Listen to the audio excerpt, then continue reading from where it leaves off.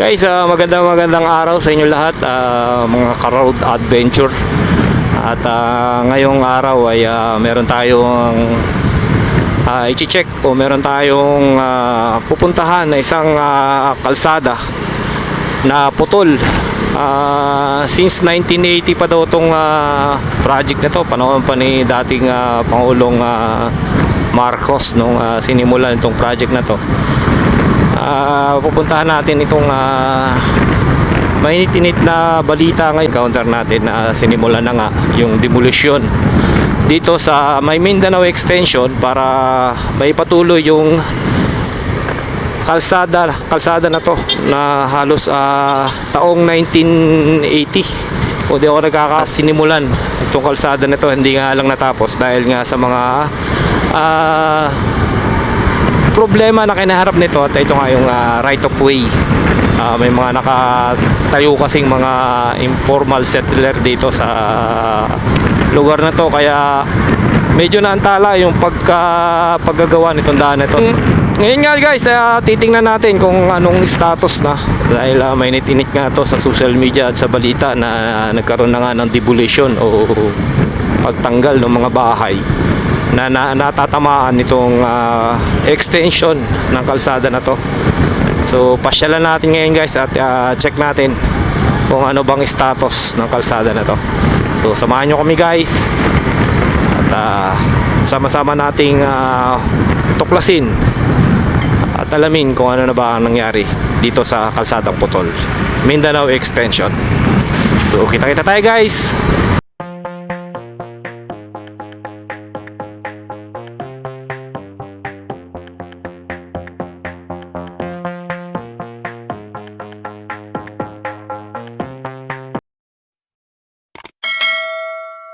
Nandito na tayo ngayon guys sa paikot ng Circle, Quezon City Circle.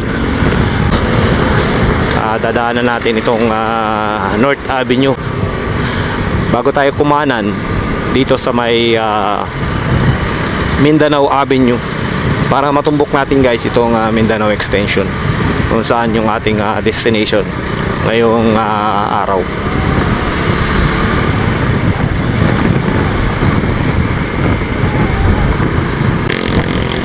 So ayan guys, nandito na tayo ngayon sa Mindanao Avenue. Dito tayo kanan.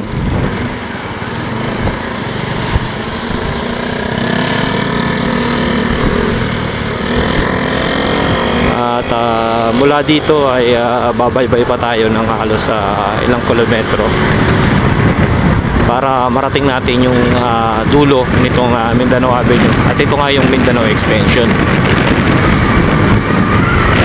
Rekta na tayo guys.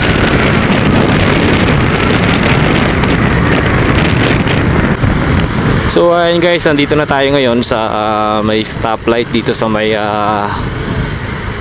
Mindanao Extension, no? Guys, ito yung pakaliwa. So yun guys, yung pakaliwa yung papunta ng expressway.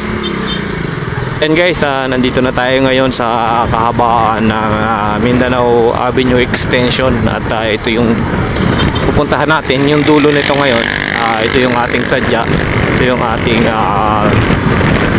bibisitahin at titingnan kung anong status na nung kalsada na to.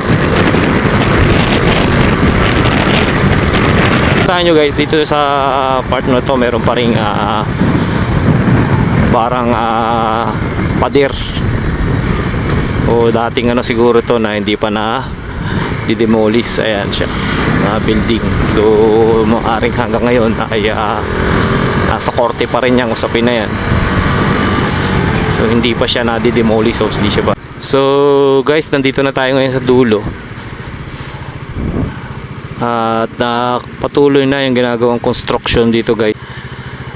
Dating kabahayan yan guys na demolish na. So tingnan natin kung makakapag-create tayo ng makapagpalipad tayo ng drone at titingnan natin kung anong status. So magpapaalam muna tayo kung pwede tayong mag-vlog.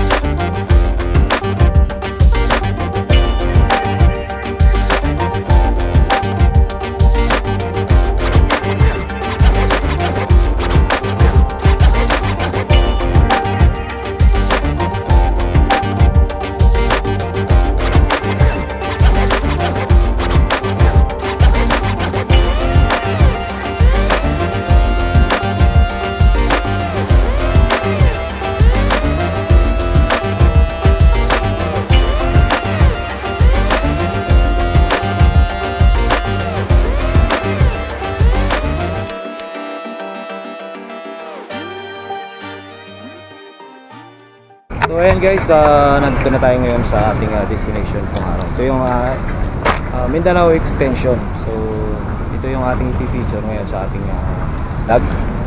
At titingnan natin kung anong status na nung kalsada nito. So sa nakikita natin ngayon guys ay tuloy-tuloy na yung construction, yung paglilinis nitong kalsada nito. Natatagos ito sa may General Luis Avenue, dyan sa may Caloocan, papunta ng Caloocan. So itong kalsada nito guys ay puro bahayan to dati. So ayan, na-demolish na at patuloy na yung ginagawang construction ng ating mga workers ng DPWH dito sa gawin na to guys. Ayan. Yan guys yung kanilang mga sasakyan na ginagamit. Ayan. So ayan yung dump truck na panghakot nila guys ng mga debris o mga lupa na tinatanggal nila dito sa kabaan na itong area na to guys. So ayan guys, patuloy yung kanilang ginagawang pagbungkal ng lupa. Tatanggal nila yung mga existing na lupa at para malatagan na nila ito ng concrete. Ayan guys, so hanggang doon yun sa dulo. So ayan, ready na rin guys yung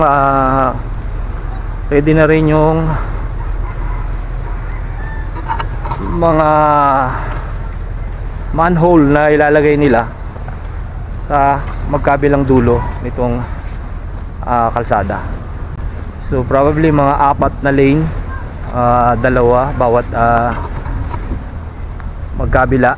So mga 4 na lane yung gagawin dito. So tatagos ito sa may San Luis, so may party ng Caloocan, diretso ng Caloocan. So malaking tulong ito guys sa mga manggagaling ng Mindanao Avenue papunta ng Caloocan. Papapabilis yung kanilang travel time gamit itong kalsada nito pag ito ay natapos na. So ayan guys, so mula yan dito hanggang doon sa dulo. So maraming bahay din yung natanggal dito. Ayan guys. So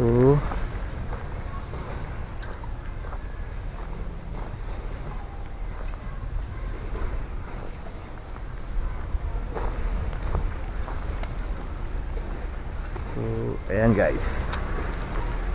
So talagang nagkaroon na ng paggalaw o improvement dito sa kalsada nito.